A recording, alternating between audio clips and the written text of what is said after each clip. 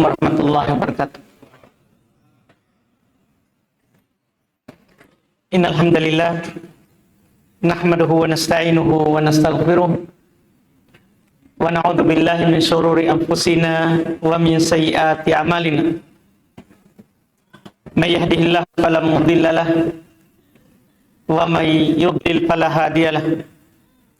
Asyhadu an la ilaha illallah wahdahu la syarika lahu wa asyhadu anna Muhammadan abduhu wa rasuluh sallallahu alaihi wa ala alihi wa sahbihi wa man tabi'ahum bi ihsan ila yaumiddin. Amma ba'd. Alhamdulillah, pada malam hari ini kita bersyukur kepada Allah Subhanahu wa taala yang telah memberikan kebaikan kepada kita. Di kesempatan ini, karena sebab kebaikan dan nikmat dari Allah, kita bisa kembali memulai duduk bersama di masjid ini untuk melanjutkan kajian yang rutin kita sudah lakukan. Dan pada malam hari ini kita kembali melanjutkan kajian fikih.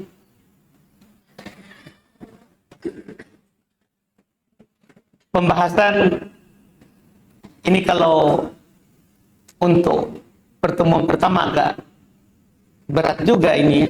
Maunya ada bermufrad dulu, tapi langsung di pengumuman sudah ada, terus langsung riba.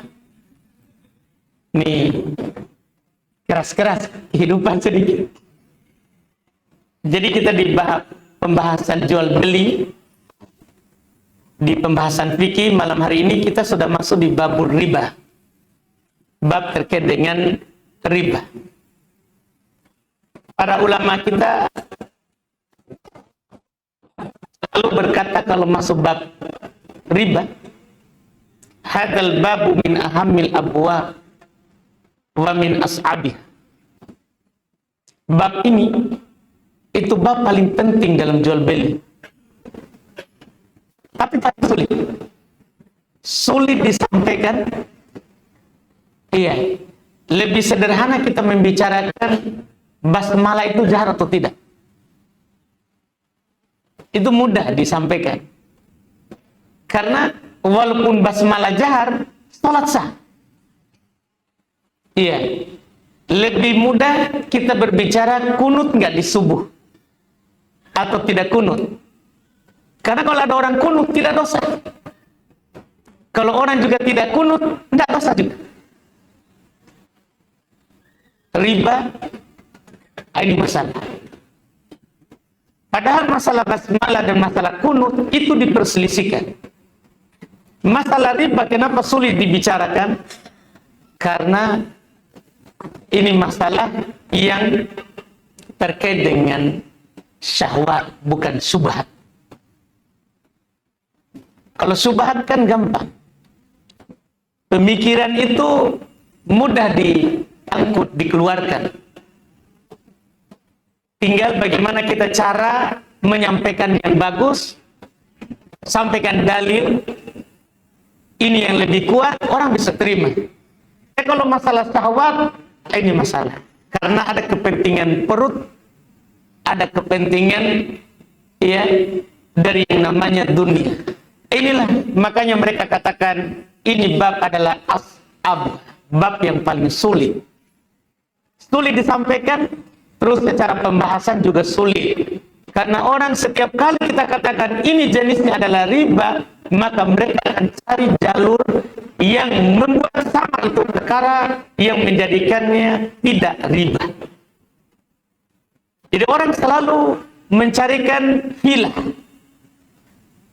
tipu daya supaya tidak disebut riba.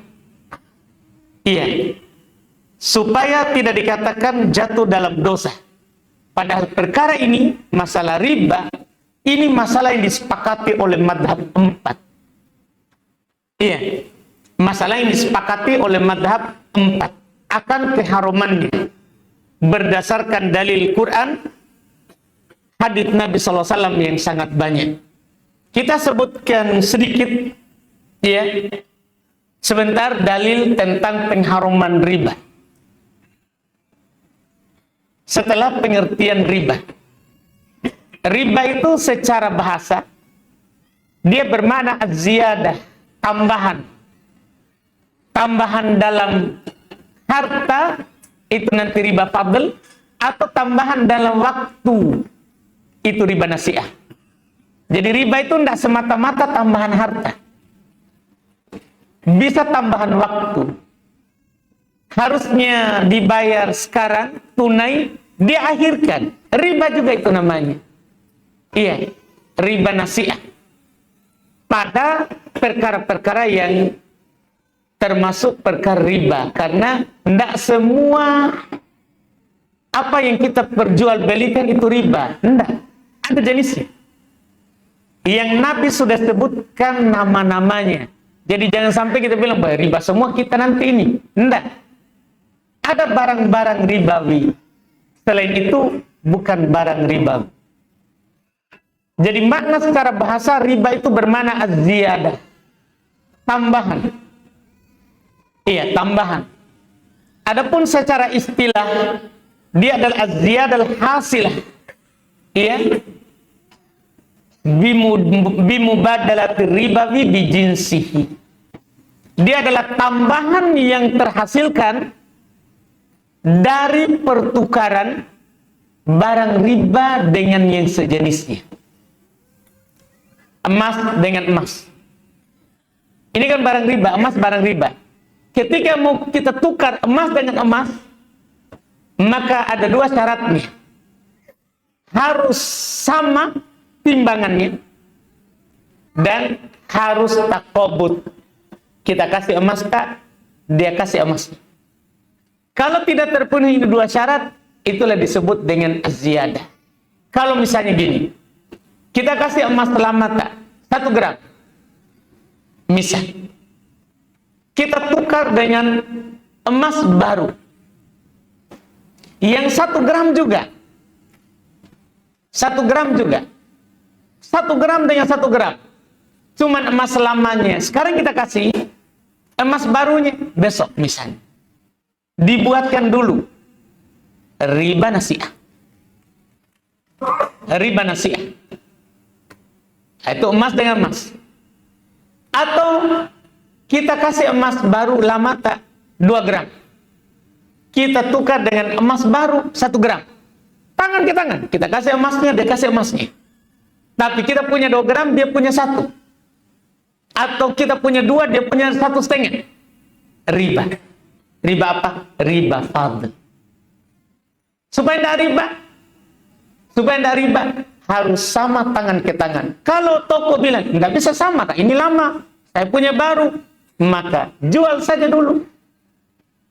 Kan nggak susah. Jual saja dulu yang lama, kemudian kita beli yang baru dengan tambahan harga. Dengan tambahan harga. Supaya keluar dari riba. Jadi, kapan kita masuk jenis apapun dari riba, itu nanti akan masuk dalam ayat atau hadits yang diancamkan. Yang diancamkan. Ini adalah pengertiannya. Tambahan yang terhasilkan dari tukar menukar. Ya, dari jual beli. Dari barang dengan barang riba yang sejenis dengan. Hukumnya, riba itu diharamkan berdasarkan Quran, hadits Nabi, dan tidak ada silang pendapat di kalangan ulama madhab. Tidak ada silang pendapat. Iya, tidak ada silang pendapat akan haramnya. Adapun dalil pengharamannya di Quran sangat jelas Allah katakan, wa ahallallahu al-bai'a wa harrama riba. Allah halalkan jual beli dan mengharamkan yang namanya riba. Langsung Allah yang haramkan. Dan bahkan Allah ancam pelakunya. Di Quran Allah berfirman, alladzina ya'kuluna riba la yakumuna illa kama yakumul ladzi yataqabbathu syaitan minal mas. Dzalika bi annahum qalu innamal bai'u mithlur riba wa ahallallahu al-bai'a wa harrama riba.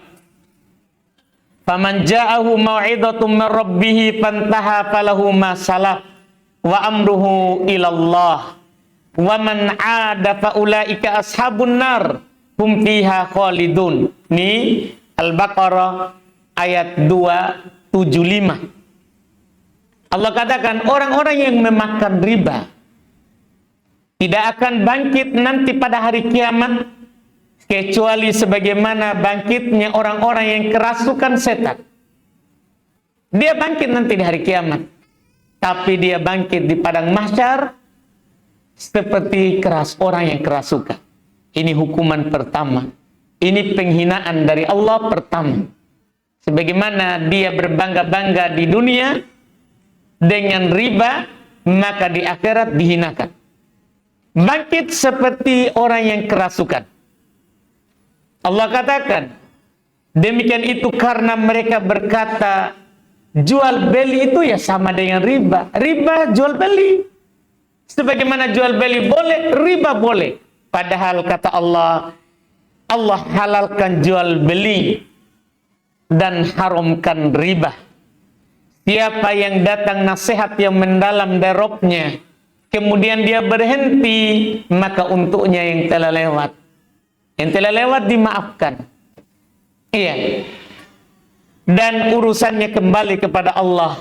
Tapi siapa yang kembali melakukan setelah itu, maka mereka lah penghuni neraka, mereka kekal di dalamnya.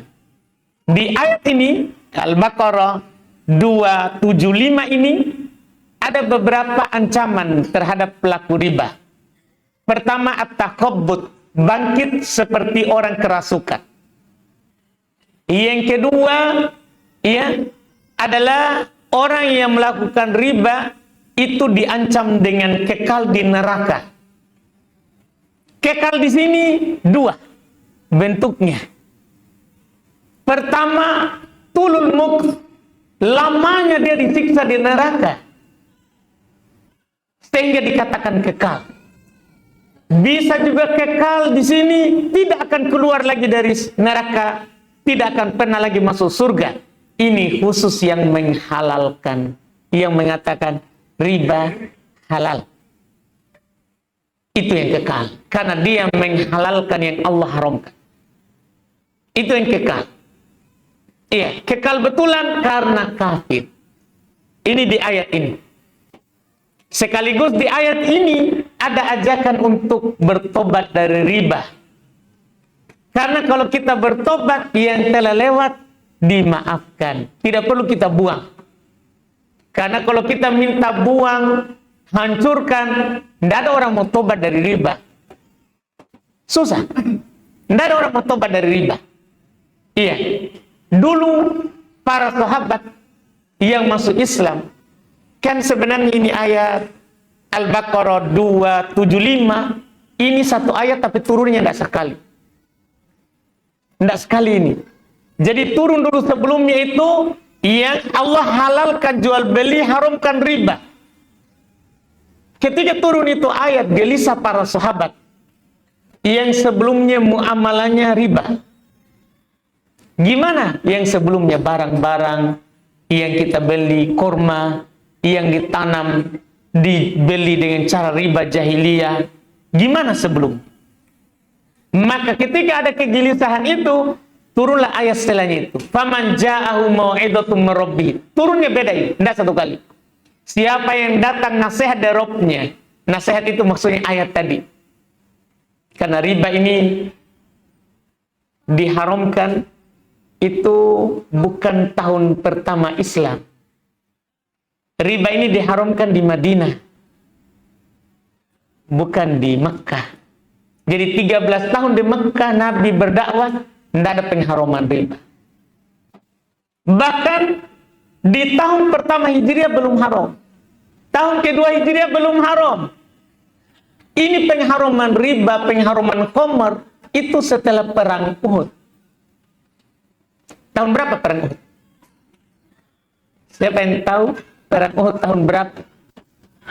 Yang banyak sahabat 70 orang meninggal, Nabi dilukai, ditusuk wajahnya dengan tombak. Tahun? Oke, ada bisi-bisi saya dengar. Siapa yang ngomong? Oh, tidak. Tahun 3 Hijriah, betul. Bulan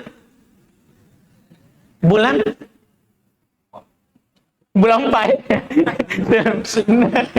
Sebarato kita, Pak. Iya. Bulan Syawal. Setelah buka internet, Pak, ya? Iya.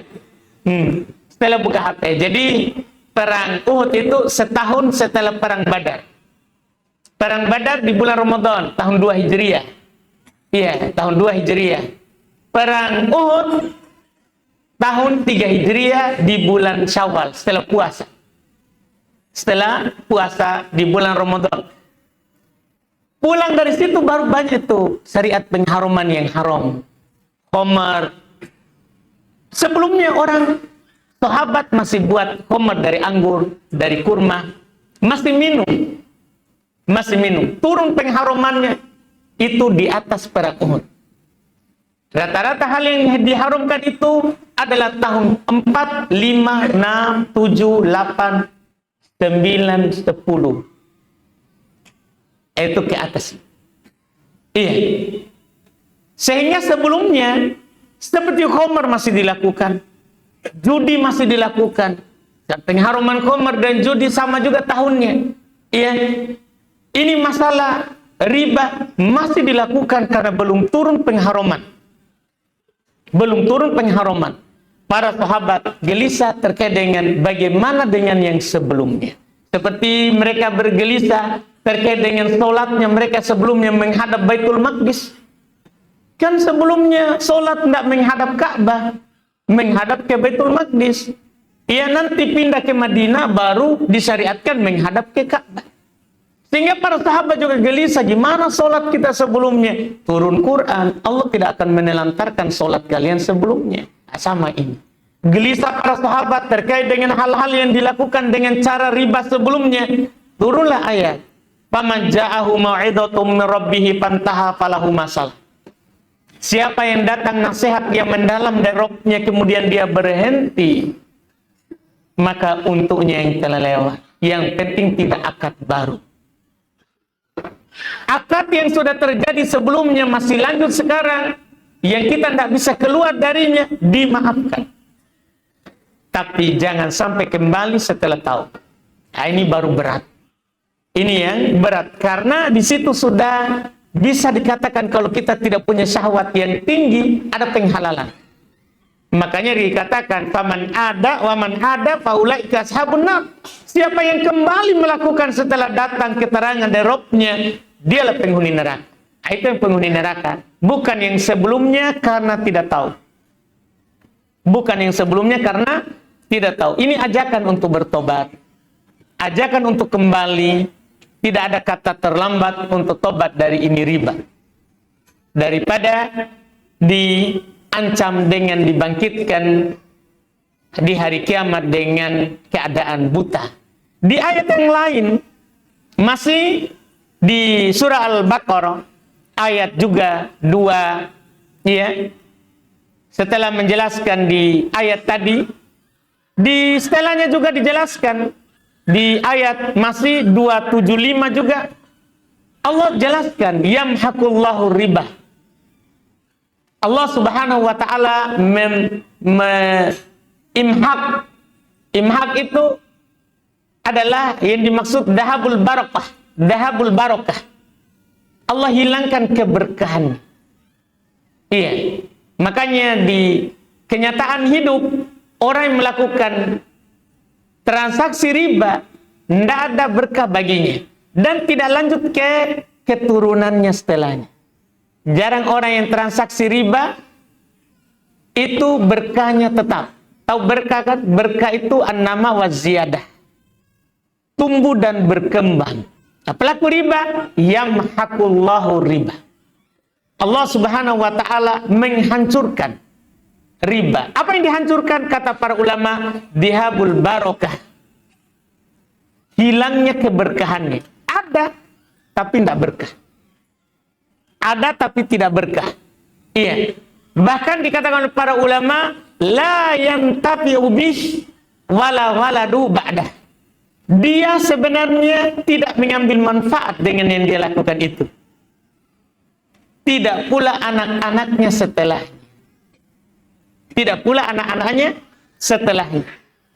Ini hukuman bagi pelaku riba. Bahkan masih di Al-Baqarah juga di setelahnya 278, karena riba itu ayatnya berurut di situ di Al-Baqarah. Allah katakan fa'adanu biharbim minallah. Orang yang melakukan riba, umumkan kepadanya peperangan dari Allah. Iya, gimana caranya bisa tenang hidup riba, pelaku riba, sementara Allah suruh nabinya umumkan peperangan. Orang yang melakukan transaksi riba, maka dia orang yang diumumkan oleh Allah peperangan dengannya. Makanya di Al-Baqarah di 278 Allah katakan wadaru ma baqiya minar riba in kuntum mu'minin. Tinggalkan apa yang tersisa dari riba jika kalian beriman. Dari sini ada isyarat yang bisa meninggalkan riba dengan mudah kalau beriman. Dari sini kita tidak bisa. Ada orang pelaku riba, sholat saja jarang, baru kita bilang tinggalkan itu riba. Tidak, harus dia masuk masjid dulu, belajar dulu agama, kuat dulu keimanannya, baru kita katakan. Itulah hikmah kenapa riba tidak diharamkan dari awal Islam. Padahal riba sudah ada di Mekah. Riba sudah ada di Madinah. Saat sebelum Islam dan setelah datang Islam. Kenapa tidak diharamkan dari awal?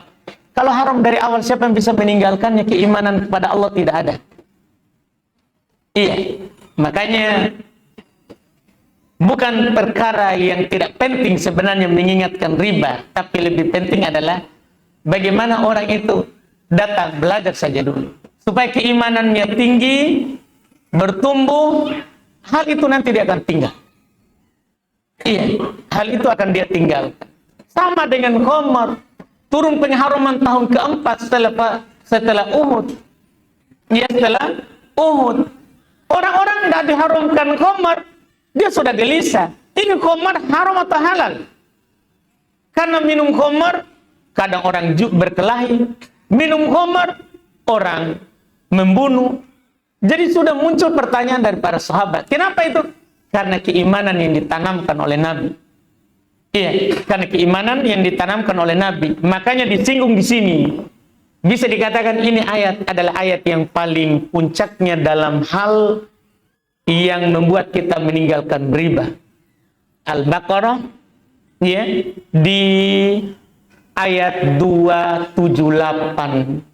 Wadaru ma baqiya minar riba in kuntum mu'minin. Tinggalkan apa yang tersisa dari riba jika kalian beriman. Ini insyartiyah. Insyartiyah, syarat. Jika kita beriman, pasti kita tinggalkan riba. Banyak orang itu terlilit dengan riba, tidak mau keluar dan tidak bisa tinggalkan. Karena sebenarnya kekhawatirannya terhadap dunianya. Kepercayaannya terhadap apa yang ada di tangannya atau di tangan manusia. Lebih daripada kepercayaannya kepada yang di langit. Yang rezekinya ada di tangan. Itu sebenarnya. Itu masalah pokok. Makanya Allah katakan, jika kalian beriman. Ini yang Allah katakan. Ini di Al-Baqarah. Kemudian riba ini, kalau dari sisi hadits Nabi, kita sebutkan dua. Kita sebutkan saja dua hadits. Iya. Pertama, memang Nabi kita Shallallahu Alaihi Wasallam ketika turun firman Allah tentang pengharaman riba, Nabi langsung mengatakan ijtanibu as-sab'al mubiqah. Jauhi 7 perkara yang akan membinasakan. Di antara yang disebut oleh Nabi setelah syirik, sihir, membunuh jiwa yang diharamkan, keempat, aklu riba, makan riba. Jadi urutan pertama yang membinasakan syirik, kalau kita menyembah selain Allah. Urutan kedua yang membinasakan adalah, kata Nabi, as-sihir, sihir. Urutan ketiga yang membinasakan adalah qatlun nafsil lati haramallah, membunuh jiwa yang Allah haramkan. Yang keempat yang membinasakan, yang keempat adalah aklu riba, memakan riba. Setelahnya itu sisa tiga, makan harta anak yatim, berpaling saat perang, berkecamuk, menuduh perempuan baik-baik berzina. Itu tiga sisanya. Empat pertama itu yang paling besar. Nabi katakan, ijtanibu, jauhi, jangan dekat, jangan mendekat. Hadits kedua, tadi hadits pertama riwayat Bukhari Muslim dari Abu Hurairah. Hadits kedua riwayat Muslim dari Jabir. Kata Jabir bin Abdullah, la'ana Rasulullah sallallahu alaihi wasallam akila riba wa mu'kilahu wa katibahu wa syahidaihi wa qala hum sawa. Kata Jabir, Rasul ketika turun pengharuman riba, maka Rasul melaknat yang makan riba. Iya. Dan Rasul melaknat yang memberikan riba. Jadi yang dilaknat itu apa itu? Yang datang meminjam. Dan yang dilaknat juga yang memberi pinjaman dengan akad riba. Dilaknat katibah, juru tulisnya, yang menulis akadnya. Dan dilaknat syahidai, dua saksinya. Karena akad riba kan akad utang piutang biasa. Iya. Masuk juga akad utang piutang yang ada tambahannya. Itu akad riba, butuh dua saksi. Dilaknat juga dua saksinya. Apakah beda dosanya? Kata Nabi, hum sawa, mereka sama dari sisi dosa. Yang makan, yang memberi makan, yang menulis, yang bersaksi, sama dosa. Masuk semua dalam laknat. Makanya dinukil kesepakatan, tidak ada silang pendapat akan haramnya yang namanya riba dengan segala jenisnya. Riba dengan segala jenisnya. Apakah riba fadl atau riba nasi'ah? Atau riba nasi'ah. Adapun untuk mengetahui bentuk dari riba fadl atau riba nasi'ah, nanti kita akan mengetahui di rincian pembahasan yang akan penulis sampaikan dulu, belum mulai dengan hadits Ubadah bin Samit terkait dengan barang-barang riba. Terkait dengan barang-barang riba ini kita akan ambil di pertemuan kita akan datang insyaallah. Kita lanjut dengan tanya jawab. Silakan kalau ada pertanyaan boleh langsung. Silakan Pak. Ketika jual beli emas dan sebentar orang mau tukar tambah biasanya biasanya kalau disuruh jual langsung, biasanya itu orang yang pembeli tidak mau dengan alasan kalau saya sudah jual, bagaimana kalau tidak cocok harga nanti? Nah, saya sudah terjual. Biasanya apakah boleh caranya seperti ini? Kita gambarkan seperti kalau kita jual langsung, kita bilang kalau kita jual langsung, kita mau jual ini, mau beli emas. Kita penjual. Kita sarankan kepada pembeli. Jual dulu emas. Kita jual sama siapapun atau jual sama kita dia boleh. Biasanya mereka tidak mau. Dengan alasan kalau saya sudah jual, kemudian barang yang saya pilih tidak cocok atau uang saya kurang, saya sudah terdalam saya jual. Jadi logika modelnya seperti begini Ustaz. Berarti dia tidak mau beli, kenapa datang tukar tambah? Dia mau beli Ustaz, cuma biasanya banknya tidak cukup, sekarang disuruh tambah. Jadi logika artinya saya contoh tadi, lanjutannya. Logika seperti begini. Bu, ini barang ini, atau barang dia sudah pilih barang. Ini barang tebu anggapnya harganya 1 juta. Barang ibu ini harganya 1.500.000. Jadi otomatis ibu nanti tambah 500.000. Sebab dia mengatakan boleh, jadi kita stopkan di situ. Kita bilang, kita batalkan dulu transaksi ini. Kalau ibu setuju dengan sebegitu, tambahnya kita batalkan. Barang ibu saya beli dulu.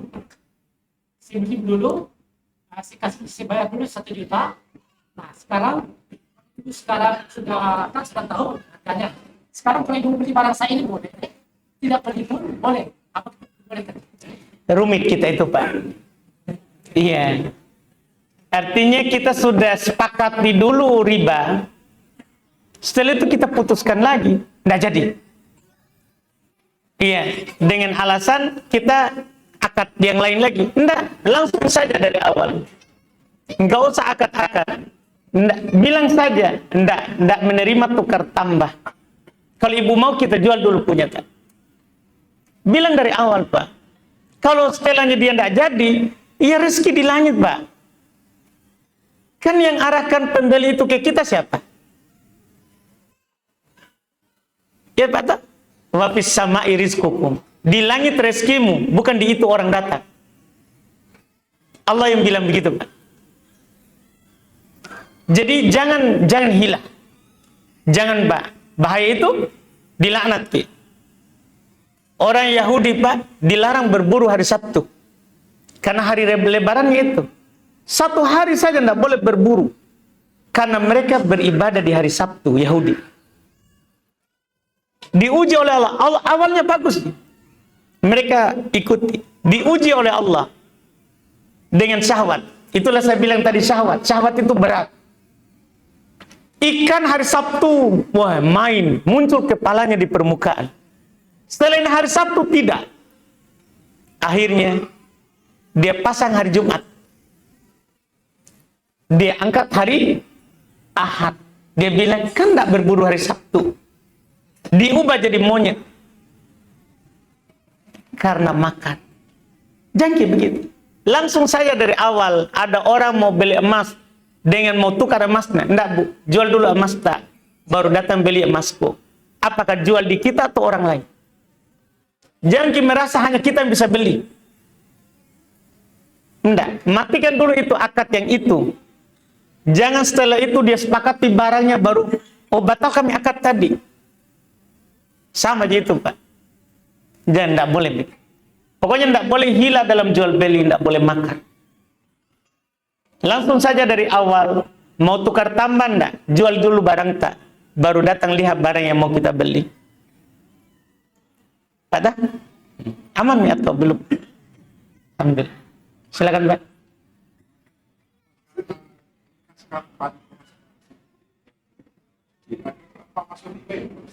Ah, ini sebenarnya tergesa-gesa sekali ini ya. Iya. Ini yang kita bahas nanti, Pak. Jadi kan kita belum bahas sekarang riba nasiah sama riba fadl. Tapi karena kita tanya, siapa tahu nanti 2 pekan lagi kita tidak datang. Jadi itu riba nasiah, Pak. Riba nasiah itu beli emas itu, dia kasih emasnya, kita kasih uangnya. Apakah kasih langsung atau kita transfer? Yang penting masih dalam majelis akad. Dalam majelis akad, mau langsung cash uangnya atau kita transfer di majelis akad? Kapan kita akhirkan uangnya?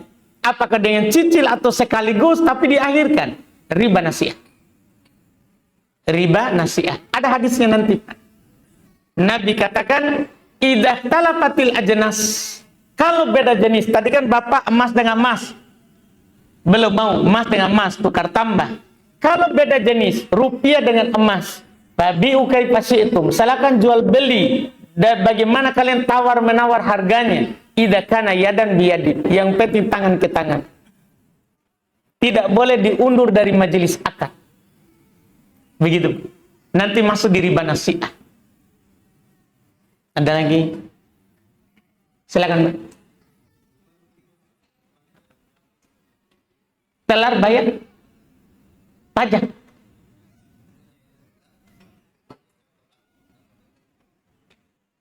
Terus apakah itu riba? Masalah kita itu. Gini Pak, denda yang diperlakukan oleh pemerintah itu, kenapa begitu? Karena beda itu denda yang diperlakukan oleh pemerintah sama denda yang diperlakukan oleh pembiayaan lembaga ribawi. Karena kalau pemerintah kan memang dia sudah subsidi, berarti bukan untuk memperkaya diri itu denda Pak, supaya kita bayar cepat. Sama dengan air atau jangkat pajak, air tak PDAM, PLN. Kalau kita terlambat kan ada penambahan biaya, itu efek jerah Pak, tidak masuk dalam jenis riba. Itu namanya dalam syariat Islam namanya ta'zir, istilah fikihnya begitu, supaya kita dikasih efek jerah, begitu Pak. Nah, itu yang dilakukan oleh pemerintah Pak. Jangan bilang pemerintah riba. Enggak, bukan. Kecuali memang lembaga ribawi, penggandaan uang. Nah, kalau ada dendanya, riba itu. Begitu Pak. Silakan.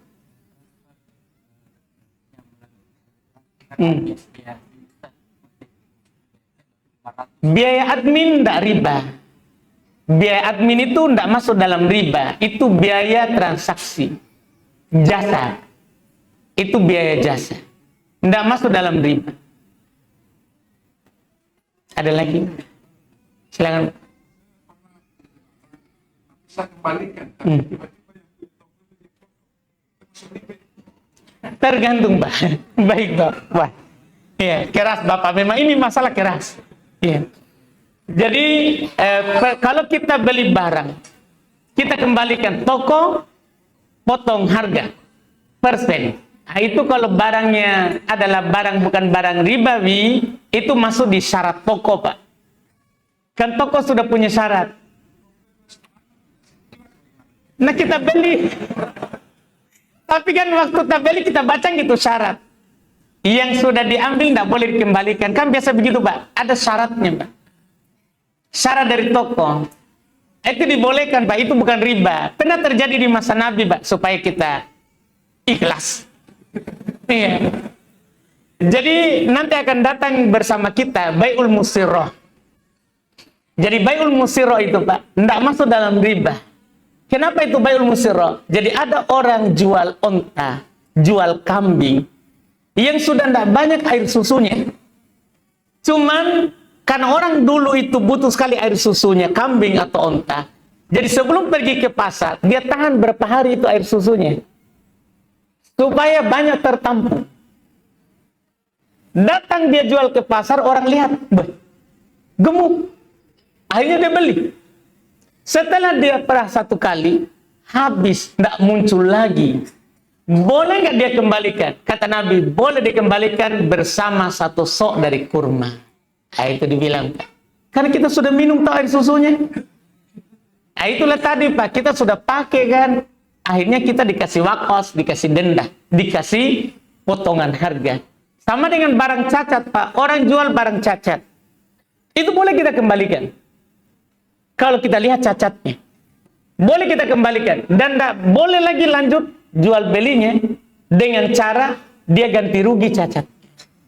Itu dimaafkan Pak dalam jual beli yang bukan riba. Itu bukan riba. Kalau kita tidak ikhlas, itu urusan tak dengan toko. Iya.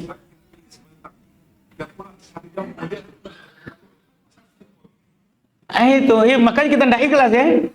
Iya, makanya kenapa kita bawa pulang Pak? Iya, tidak kita ganti tadi. Begitu Pak Dan? Baik. Ada lagi? Masih ada? Silakan Pak.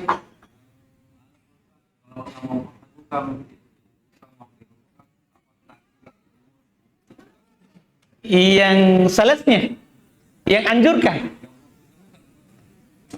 makelarnya, iya sama kata, sama. Kan Nabi bilang hum sawa, semua mereka itu sama. Iya, yang catat saja yang nggak anjurkan dapat ya. Apalagi kita yang anjurkan, sama Pak, sama semuanya. Ya dapat semua. Kan di hadis lain, bukan masalah riba sebenarnya. Hadis lain kan, orang yang menunjuki di atas kejahatan, baginya dosa seperti pelaku kejahatan. Walaupun dia tidak melakukan. Tapi yang menunjuki sama dosanya. Begitu. Man sanna fil islami sannatan sayyi'ah fa 'alaiha wizruha wa wizru man 'amila biha. Siapa yang membuat anjuran contoh dalam Islam dengan contoh yang tidak baik, maka baginya dosanya dan dosa orang yang melakukan. Dia yang tanggung. Begitu, Pak. Alhamdulillah. Ada lagi? Silakan.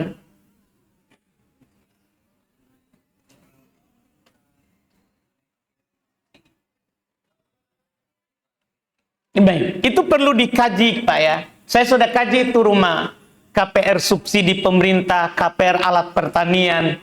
Kebetulan ada teman masuk di situ, saya dikirimi akadnya. Jadi pada masalah itu ternyata pemerintah kenapa bisa murah? Pertama memang pemerintah tekan bunganya. Dia tekan bunganya. Iya, itu kenapa bisa murah. Makanya dipilih bank pemerintah. Kemudian yang kedua, itu kan bantuan non-tunai, Pak. Kan bantuan pemerintah itu dua. Tunai, ada juga non-tunai yang dikasih sedikit-sedikit. Itu program rumah subsidi itu bantuan yang masuk di non-tunai. Jadi pemerintah kasih uang ke bank untuk rumah subsidi misalnya. Atau untuk alat pertanian subsidi. Pemerintah memang masukkan uang di bank. Pemerintah kasih uang di bank. Kalau ada nanti yang beli rumah itu, maka uang itu akan dikirim oleh bank ke yang beli rumah. Atau yang beli alat pertanian. Dia bayar ke toko. Dengan akad dia cicil di pemerintah.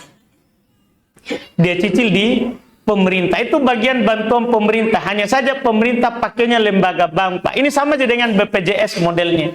Cuman BPJS karena belum ada lembaganya, dibuatlah pihak ketiga, lembaga BPJS. Kalau cicil rumah subsidi kan tidak perlu lagi buat karena pemerintah sudah punya bank. Sudah punya bank, makanya mereka taruh uang di situ. Itu bantuan dari pemerintah, Pak. Kita tidak boleh bicarakan. Ya, dalam masalah akadnya, memang otomatis karena kita akadnya sama bank, bukan sama pemerintah. Dendanya itu tadi sama dengan itu, Pak. Denda di PLN. Dikarenakan orang itu kalau tidak dikasih denda, tidak mau bayar. Kita itu kan begitu. Lebih berharga uang 500 rupiah dendanya itu. Iya lebih berat bagi kita daripada kita bayar memang yang tidak ada denda. Itu masalah. Karena memang itu pemerintah untuk menjaga itu. Itu agak sulit. Tapi terus terang saya sendiri sudah baca akadnya. Karena banyak bantuan pemerintah sekarang, alat pertanian, laut, semua akadnya sama. Pemerintah taruh uang di bank. Wallahualam kalau kita tahu yang lain. Kalau kita gimana?